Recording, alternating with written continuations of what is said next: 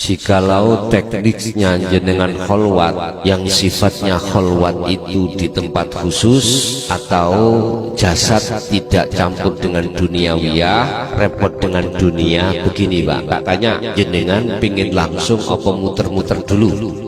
Oke, kalau langsung ikuti apa yang biasanya kami lakukan. Gini Pak, jenengan mandi dulu ya. Setelah itu Anda lepaskan hadas kecil dan besar. Habis itu sholat sunnah menurut Anda apapun silakan. Setelah itu Anda wasilah. Wasilah itu apa? Anda melakukan hadiah Fatihah terhadap siapapun yang kau kendaki. Cuman kalau biasanya saya itu hanya tak ringkes, tak usah kok sebut namanya, khususon seluruh kekasih Allah Al-Fatihah. Ini langsung, gak usah kok sebut nama si A, gurune si A, berarti si B, gurune si B, si C, gak usah disebut sampai Z, gak usah. Sebab robitoh jenengan nanti bukan terhadap A, B, C, D sampai Z, bukan. Biarlah dikatakan ekstrim oleh mereka-mereka yang ingin memakai wasilah muter-muter. Mengapa tidak kami sebut? Karena robitoh kita itu biar langsung pada Allah, pada hidup. Setelah itu udah lakukanlah dzikir sir dan sirul asrar. Nanti saya bahas tentang dzikir sir sirul asrar Pak ya. Nanti ada pembahasan beberapa tingkat dzikir. Di antara beberapa tingkat dzikir manakah yang bisa menghantarkan ruhaniyahmu untuk bisa bertemu terhadap Allah? Itu nanti kami bahas. Cuman sekarang secara ringkas saja, dzikir sir adalah dzikir yang diucapkan di dalam hati masih mengucap nama Allah. Ini biasanya dilakukan di dunia thariqah yang disebut dzikir ismudzat. Allahu Allahu. Tapi di situ harus jenengan sertakan sirul asrar biar nggak muter-muter di muka syafa. Apa?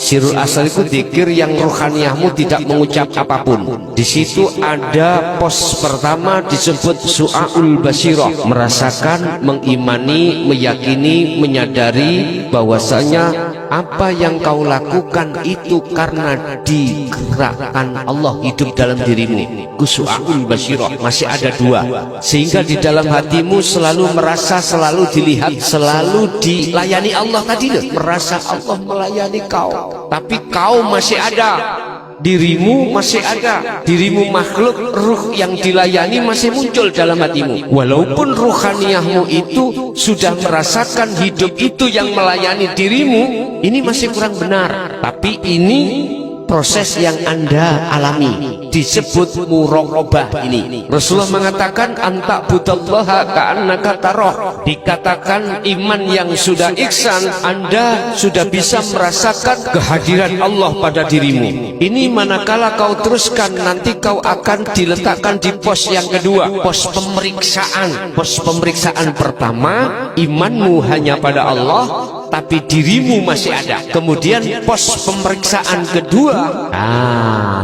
losdolila ainul basirah, basirah mata hatimu itu sudah bebas dari selain termasuk nama dirimu, roh tadi yang merasa selalu dilayani Allah. Satu paket pos ketiga, hakul basirah, menyatakan kebenaran yang mutlak. Inilah qadim alaqah, yang melayani dan yang dilayani itu satu pelaku. Ketika posisi ruhaniyah seperti ini, ketika hati Anda sudah masuk di dalam keahatan Allah, ruhaniyah kan wis gak ono Pak. Apa yang terjadi pada dirimu hanyalah tatmainnul qulub.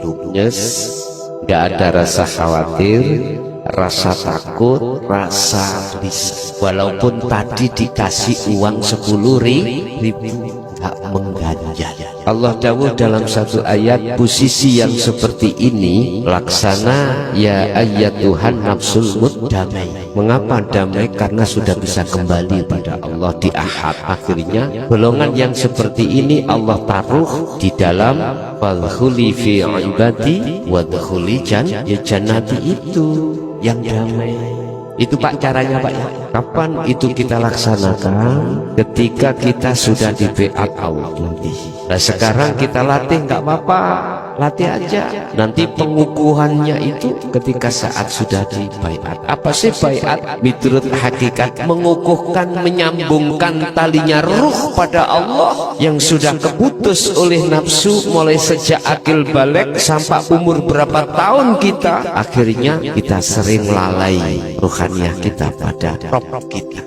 Ini jangankan di luar sholat, di dalam sholat yola lalai. Ingat, di dalam Al-Quran ada beberapa golongan ruh terhadap Allah yang ketika dia itu sholat. Golongan manakah kita itu? Pertama, golongan sahun.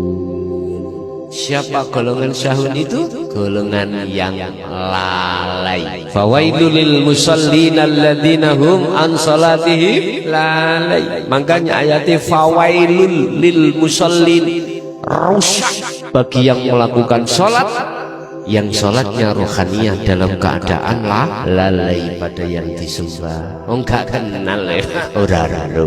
Kedua, khasyi'un. Siapa khasyi'un? Mereka yang sudah mencapai makrifat Allah, makrifatullah.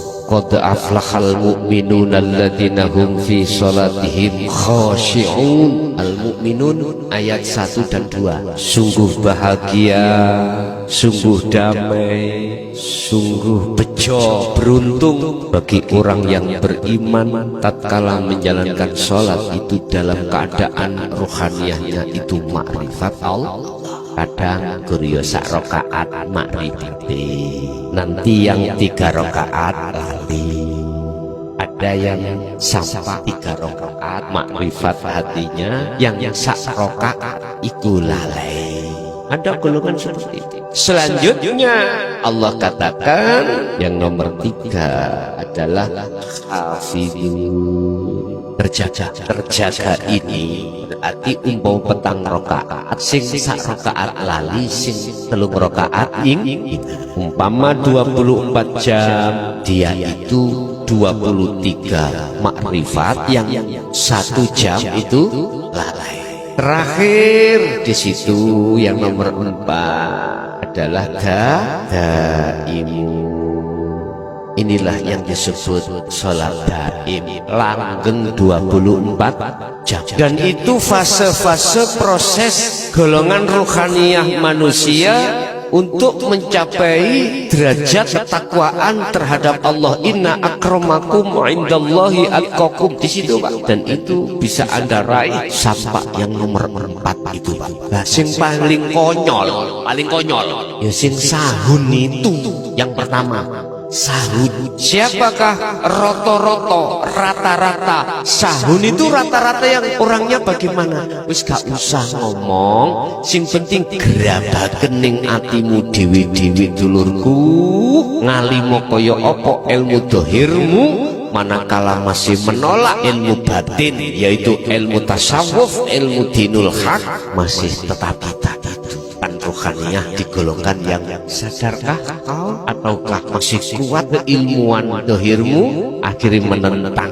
kebenaran yang tidak bisa kau tolak? Serah pun Pak ya. Jadi carane kholwat nek langsung seperti itu, nek gak langsung ya wasilah mulai A B C D C sampai Z, bahlah 3 jam tok wasilah. Monggo sak kersa jenengan sesuka jenengan pilih yang mana. Robitohlah terhadap, datangkanlah wajah guru makhlukmu, terserah Anda. Ingat, mengapa ada sering muncul satu kalimat tidak ada matahari ngerti maksudnya? Supaya kau tidak keluar, takut kehilangan pengikut. Terus terang aja ya. Coba kalau sudah duduk di Sirul Asrar gak seperti itu, silahkan matahari 10 malam tambah benteng. Enak toh? Enak, gak apa-apa. Silakan mataharimu lebih dari 1, silakan. Pernahkah dan pantaskah kau curiga pada Allah? Jangan. Kita mengatakan tidak ada matahari kembar, itu sama halnya kita curiga pada Allah. Kalau tidak lewat jalanku, pada Allah enggak totok kamu cocok.